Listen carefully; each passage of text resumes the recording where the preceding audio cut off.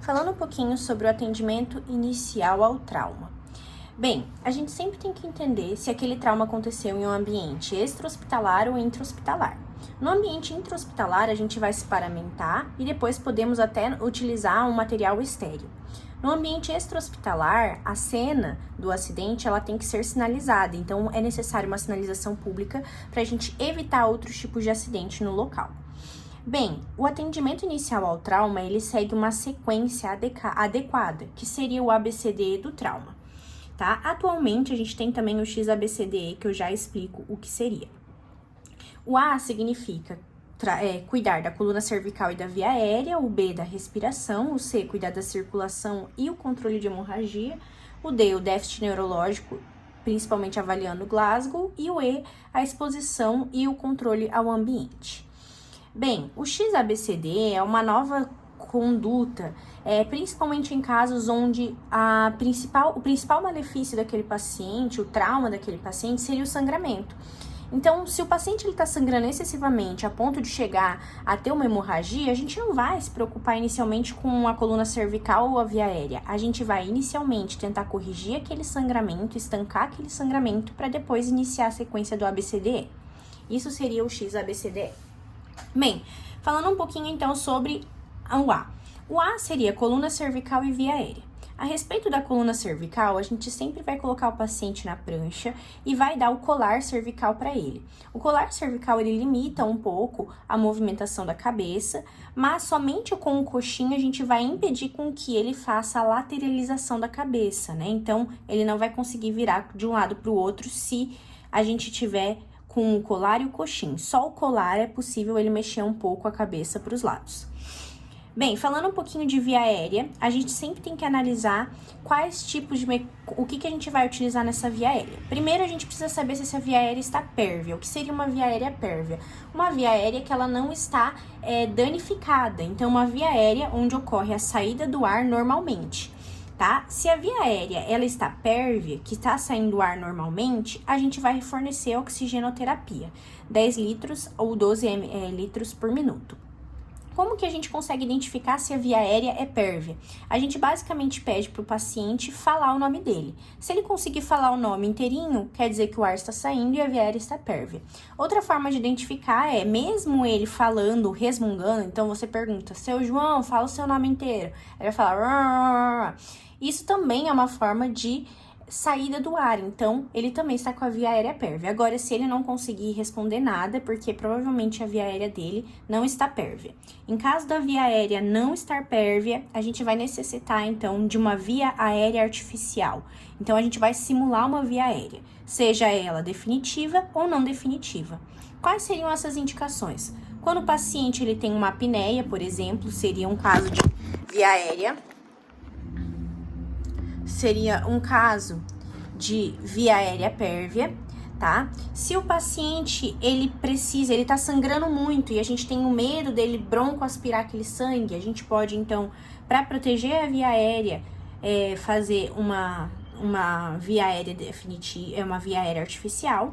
Se ele tem incapacidade de manter a oxigenação, então ele não tem o drive respiratório adequado, então ele não faz a inspiração e a expiração adequada, a gente também pode utilizar a via aérea artificial. E se ele tiver um TCE grave, principalmente quando a gente fizer o Glasgow dele for menor que 8, a gente também pode indicar uma via aérea, então, artificial.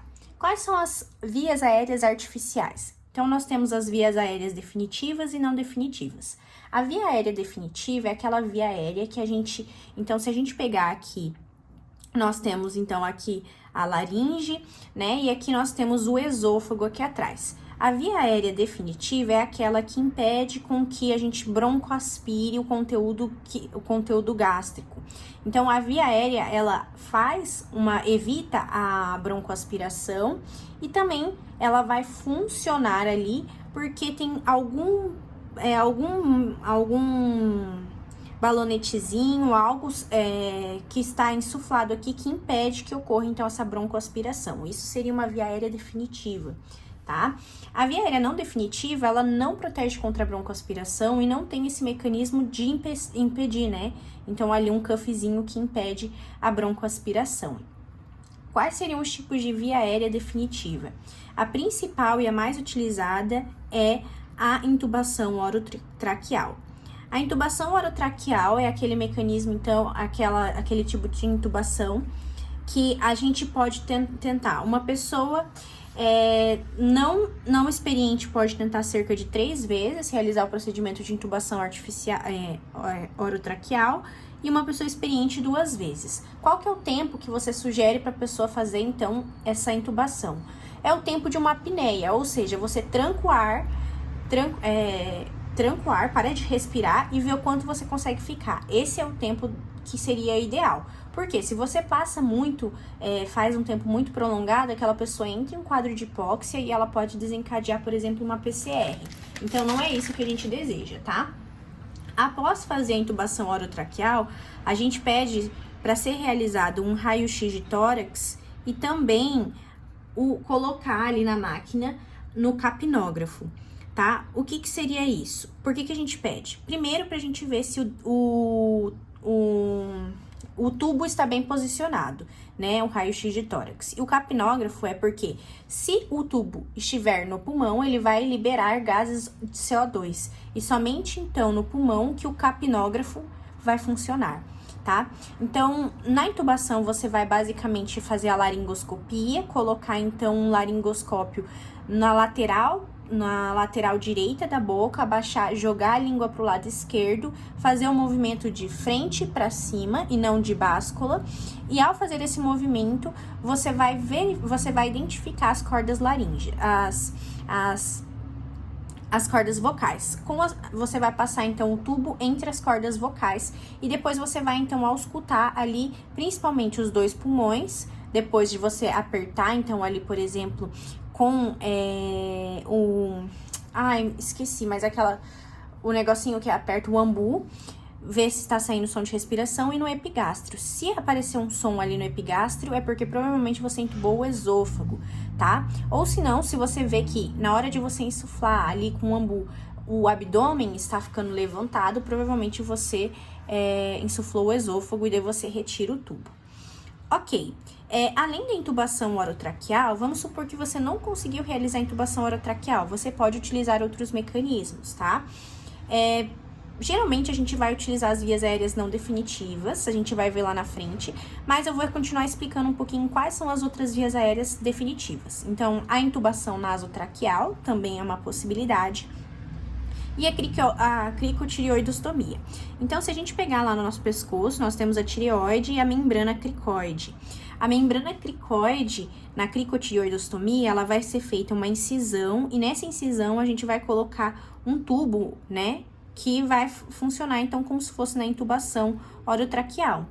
Como eu disse, esse tubo, ele também, a gente vai inflar ali um cuffzinho que vai ficar ali na região da via aérea.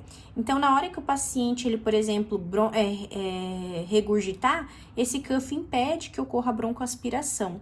Então, por isso que ele é considerado uma via aérea definitiva. A gente só não faz a cricotireoidostomia cirúrgica, né, que precisa fazer essa incisão e tudo mais, em crianças com menos de 12 anos e pacientes sufocados. Tá? Os pacientes com menos de 12 anos, porque a cartilagem ainda da cricotireoide, ela não tá bem formada. Então, aqui a gente pode causar, por exemplo, uma estenose naquele local ou até uma traqueomalácia, tá? E, por fim, a gente tem a traqueostomia. A traqueostomia, então, ela acontece nos anéis... Ela acontece nos anéis mais baixos da cartilagem, então, geralmente, segundo e terceiro anel, então, fica um pouco mais baixo. E a gente também vai fazer, então, um corte ali e colocar, então, um tubozinho e insuflar. Então, geralmente, no segundo ou terceiro anel cartilaginoso, a gente vai fazer a traqueostomia. Como eu disse, às vezes a gente não consegue entubar, a gente tenta 2, 3 vezes. E aí, o que nós vamos fazer? A gente vai, então, lançar mão dos métodos definitivos e utilizar um método temporário, um método não definitivo. Justamente para ou você tentar mais tarde fazer intubação de novo, ou para você levar para uma cirurgia e fazer uma cricotireoidostomia, tá? Mas, basicamente, se você não consegue resolver o problema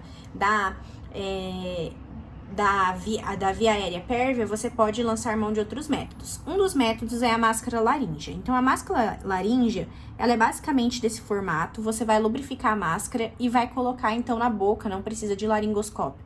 Ela vai ficar bem aqui nessa região da entrada entre o esôfago e a via aérea, tá? Basicamente, essa máscara laríngea, quando você faz a oxigenação mecânica, a ventilação, ela joga o ar, então, para a via aérea. Só que a gente observa que ela não impede, ela não é um cuffzinho, né? Então, basicamente, ela não impede o refluxo. Por isso que ela não é uma via aérea definitiva, tá? Bem, além disso, a gente tem o combitubo. O combitubo, ele é um mecanismo, um tubinho, onde você basicamente vai insuflar o cuff no esôfago, tá? E como ele tem um caninho com ar, ele joga o ar para cá. Mas o que a gente observa é que quando você vai fazer broncoaspira, o que acontece? Ele passa por esse arzinho do tubo e pode cair no pulmão, por isso que ele não é considerado uma via aérea definitiva. O combitubo, ele pode ser feito até pelos enfermeiros, tá?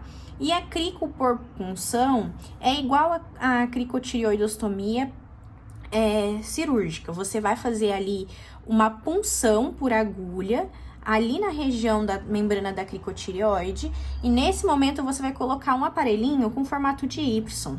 Esse aparelhinho, uma parte desse aparelhinho vai mandar oxigênio e a outra parte vai fazer com que saia o CO2. Tá? Aqui, basicamente, a gente fala que é como se a gente tivesse o aparelhinho e a gente tampa 1 segundo e solta 4. Tampa 1 segundo e solta 4 segundos. Isso acontece porque a gente está simulando, então, a via respiratória. Só que esse aparelhinho, esse mecanismo em Y, ele não é muito eficiente. Por quê? Ele consegue, assim, ajudar o paciente até 30 a 45 minutos. Só que se ele fica mais do que isso, ele começa a acumular CO2 porque ele tem uma dificuldade de jogar para fora o CO2. E aí ele pode fazer o que nós chamamos de carbonarcose. Então, o paciente, ele até simula um processo ali de respiração, só que por conta da dificuldade do CO2 sair, ele não é muito adequado. Então, a gente fala que a cricopunção, ela tem que ser num tempo de 1:4, tá? A gente vai depois tirar essa cricopunção e trocar por um método definitivo, se necessário, naquele paciente. Bem, agora falando um pouquinho sobre as respirações. Lembrando, então aqui eu posso ter uma IOT, e aí eu não consegui fazer a intubação orotraqueal, eu posso tentar a máscara laríngea, o combitubo, a cricopunção e assim por diante, tá? Então, nas crianças aqui a gente pode tentar a cricopunção direto, em vez de fazer a crico cirúrgica, né, em crianças com menos de 12 anos. Falando um pouquinho sobre a respiração, então, que é a segunda via, a gente vai fazer um exame físico do aparelho pulmonar, então, expensão, palpação, percussão e ausculta no pulmão, para ver se tem, por exemplo, um pneumotórax, um hemotórax, alguma coisa, porque foi um trauma. Se não, a gente pode fazer a oxigenação dele de 10 a 12 litros por minuto e a gente sempre vai colocar um oxímetro para ver a saturação desse paciente. Tudo isso para identificar se tem algum trauma ali no pulmão. O C é de circulação. A circulação e o controle de hemorragia também, basicamente a gente precisa saber que a principal causa de hemorragia, né? A principal causa de hemorragia em um trauma, a principal causa de desencadear uma hipotensão seria o choque hipovolêmico. Então, quando a gente tem um trauma associado a um quadro de hipotensão, a principal causa seria um choque hipovolêmico. Basicamente, então, por algum motivo a gente tem uma diminuição da pressão do sangue, né? Muitas vezes associado a um choque hemorrágico, tá? Então, trauma e hipotensão, a gente sempre pensa em um choque hipovolêmico associado a um choque hemorrágico. Lembrando que o mais comum é o choque hipovolêmico, tá? Nesses casos, quando a gente tem um trauma no local, os locais mais comuns de trauma e gerar sangramento e algum problema que desencadeie o problema de circulação, geralmente são tórax, abdômen, pelve e ossos longos, principalmente como o fêmur. O paciente que chega com algum problema de circulação, a gente logo de início já vai fazer o primeiro acesso. Então, a gente vai fazer um acesso venoso, a gente sempre vai pegar 2 acessos para poder, então, administrar medicamento e também soro fisiológico, essas coisas para aumentar o volume de forma muito rápida. E logo em seguida, a gente vai fazer a reposição volêmica, tá? Geralmente, a gente repõe 1 litro em adultos, tá? Geralmente é reposto com ou soro fisiológico Ringer lactato e em crianças 20 ml por quilo. Tá? Antigamente falava em repor 2 litros, hoje em dia a gente não repõe mais tudo isso. Por quê? Quando o paciente ele tá com uma hipovolemia, quer dizer que ele tá com uma baixa perfusão dos tecidos. Na hipovolemia, o paciente ele tem uma hipotensão porque ele tem pouco sangue e, consequentemente, aí ele vai desencadear uma hipotensão, né? Uma pressão menor nos vasos e, consequentemente, uma hipotensão. Quando você repõe 2 litros, esse paciente que estava com uma hipotensão, a gente vai ver que, por mais que ele estava com uma hemorragia, ele começou com um quadro hemorrágico, perdeu muito sangue, a gente observa que, por conta dele diminuir essa quantidade de sangue e desencadear um quadro de hipotensão, ele acaba meio que parando, cessando o sangramento no local, tá? Porque ele tem menos sangue, então o sangue circula mais devagar pelos vasos. A partir do momento que você dá 2 litros, por exemplo, esse sangue ele aumenta muito. E o local que já estava meio que estancado, que não estava sangrando tanto, passa a sangrar mais. Então, o que a gente faz? A gente não vai repor tanto volume. Porque o problema aqui tá na perfusão. A gente vai administrar uma pressão, uma quantidade de líquido suficiente, então 1 litro, que seja bom para que o sangue, os órgãos e tecidos sejam perfundidos, mas nada exagerado para que volte, então, o sangramento, tá? Então, a hipotensão permissiva seria isso, a gente administrar um volume não muito grande, mas um volume bastante que sirva para perfundir os órgãos e tecidos e não fazer com que aquele paciente morra e volte a sangrar, tá? A única situação que a gente não faz essa hipotensão permissiva é no TCE. Eu não sei explicar o motivo. E aí a gente tem um quadro aqui que a gente fala que são as classes, tá, de sangramento. Os pacientes, a gente vai avaliar a gravidade do sangramento, né, da circulação e do choque hemorrágico. Então, a gente fala que aqui nós chamamos de estimativa, é um quadro para estimativa de perda volêmica. Então, um paciente, a gente estima quanto que ele perdeu de volume através dessas variáveis. Então, classe 1, 2, 3 e 4, sendo a 3 e 4 perdas volêmicas muito altas. Então, uma PA normal é classe 1 e 2. E uma classe 3 e 4 a gente já tem hipotensão, ou seja, perdeu bastante sangue. Quando tem uma frequência menor que 100, classe 1, de 100 a 120, classe 2, de 120 a 140, classe 3, de maior que 140, classe 4. Ou seja, aqui a gente está tendo mecanismos compensatórios.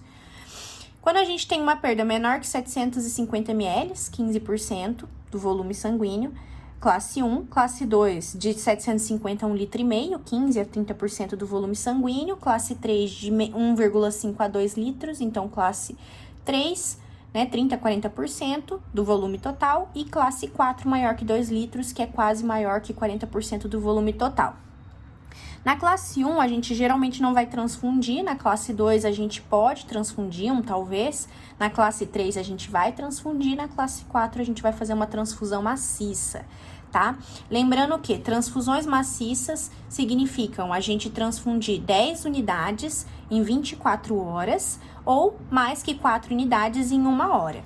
Lembrando que a transfusão, ela acontece com um concentrado de hemácia para um concentrado de plasma e um concentrado de plaquetas, tá? Essa é o nosso combo transfusão. Os pacientes que eles estão em uma hemorragia maciça, o que a gente vai fazer? A gente vai tentar comprimir aquele local para tentar evitar com que ele continue com aquele sangramento, para tentar estancar aquele sangramento, tá? E caso a gente não consiga conter com a compressão, a gente pode até tentar fazer um tourniquet, mas o máximo que a gente pode manter um tourniquet é por 6 horas. Agora, existem pacientes que a gente não pode comprimir aquela lesão, por exemplo, uma fratura de não fratura de pelve, mas algum tipo de fratura ou algum tipo de trauma que a gente não pode comprimir a lesão, porque pode gerar um dano muito grande ao paciente, a gente vai fazer o uso do ácido tranexâmico. O ácido tranexâmico é um antifibrinolítico. O que seria isso?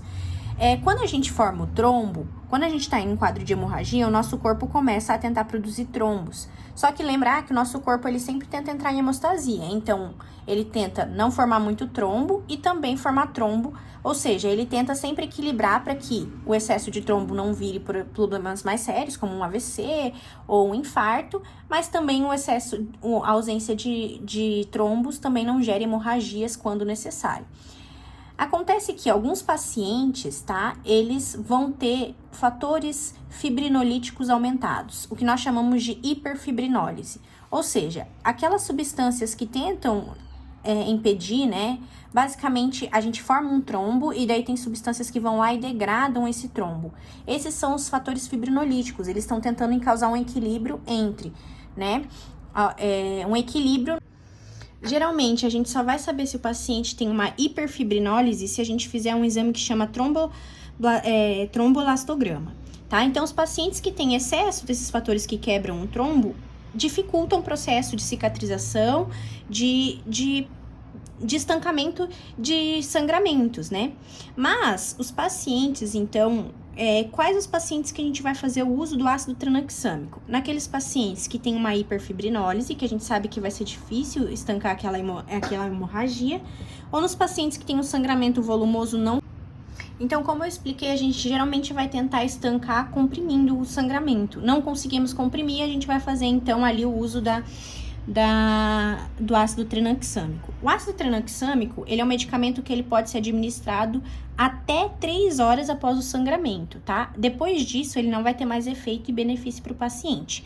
Então, a gente administra uma dose, 1 grama, né, basicamente. A primeira dose, 1 grama até 3 horas. O ideal seria nos primeiros 10 minutos, tá? Que iniciou a hemorragia. E a segunda dose, 1 grama, em 8 horas depois, tá? Bem, e falando um pouco de choque e circulação, a gente tem que lembrar que uma das formas da gente identificar se o paciente ele melhorou o quadro dele hemorrágico e a circulação em geral seria a análise da diurese. A diurese, ela nos diz muito a respeito se o paciente está sendo bem perfundido. Então, uma diurese normal seria 0,5 ml quilo por hora e numa criança 1 ml quilo por hora, tá? Muitos pacientes vítimas de traumas, eles acabam tendo um sangramento no meato ureteral, eles podem ter ali uma distensão da bexiga, então um bexigoma. Outro tipo de sangramento que indica sangramento ureteral seria a próstata cefálica ou flutuante, uma fratura de pelve e até um hematoma perineal. Tudo isso indica uma lesão ali na região da uretra. Esses pacientes, eles não podem ser sondados, tá? Esses pacientes, a gente vai ter que fazer uma uretrocistografia para daí ver como que a gente vai, então, avaliar a diurese desses pacientes, tá? E, por fim, a exposição e controle do ambiente. Bem, o E, né, de exposição e controle do ambiente, basicamente a gente vai despir o paciente, vai cortar com uma tesoura toda a roupa e procurar onde está vindo o sangramento ou feridas ou fraturas que são importantes para tratar aquele trauma. E depois disso, como a gente despiu ele pode sentir frio. A gente vai fazer vários fatores para evitar hipotermia. Quais seriam os fatores para evitar uma hipotermia? A gente pode cobrir ele com cobertor, com lençol, ali o colchão térmico, qualquer coisa, porque a hipotermia, a gente vai ver que ela pode desencadear a tríade da morte, né? Que faz parte da tríade da morte. Basicamente, a hipotermia pode levar a um processo de coagulação, diminuição do processo de coagulação, e daí depois pode levar até falência de órgãos, se eu não me engano. Então, basicamente, a gente evita essa tríade da morte.